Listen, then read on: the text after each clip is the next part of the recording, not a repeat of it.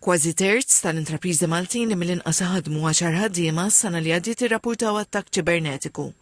Minnhom ftit aktar minn 5% waslu biex is-servizz kellu jieqaf ħesrem. Oħrajn sofrew telf ta' data, serq ta' informazzjoni sensittiva u telf finanzjarju fosthom każ uniku ta' manipulazzjoni bil-captcha. Irrapportat l-ewwel minn Malta. Dew jagħtu istruzzjonijiet biex in-nies ilhom isma' qafas daw dis-sekwenza ta' buttuni, ippejstja dat tip ta' tekst u rranjah tajjeb.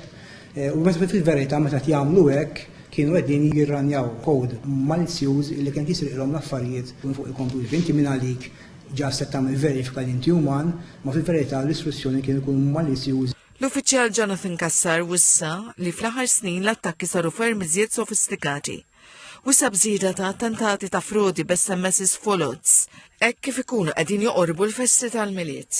Il-miliet numru tal-nies jirċievu SMSs ta' parsi minn kumpaniji ta' delivery tajjeb illi għandhom xi parcel imwaħħal. Għalli l-użu tal-intelligenza artifiċjali li u skemi ta' hacking sofistikati oħrajn bħal phishing u ransomware qegħdin iservu biex il-kriminali jwettqu attakki preċiżi. Kemm inti qed tinduna malaj li sar l-attakk, ġifieri once li tinduna li b'xi mod xi ħadd ħadlek xi flus jew inti għamil xi transazzjoni li mhux suppost tagħmel jew sar f'kont ħażin, hemmhekk l ħaġa li tagħmel tkun tagħti għall-bank tiegħek biex kemm jista' jkun malaj jaraw jistgħu jitwaqqaf dak it-tip ta' transazzjoni.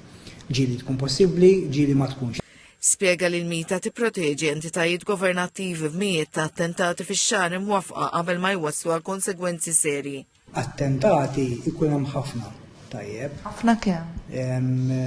Ngħidu mijiet fix-xahar tajjeb, però kemm ikunu ta' suċċess huma waħdiet. Nagħmlu x'nagħmlu qatt ma tista' tkun 100% protett. Però mbagħad għandek il-fażi l-oħra wkoll li hija ir-recovery. Temm jgħid li minkejja l-miżuri preventivi, ir-reżiljenza, jiġifieri l-identifikazzjoni, ir-rispons u l-irkupru jitqisu bħala ċavetta għal sigurtà ċibernetika.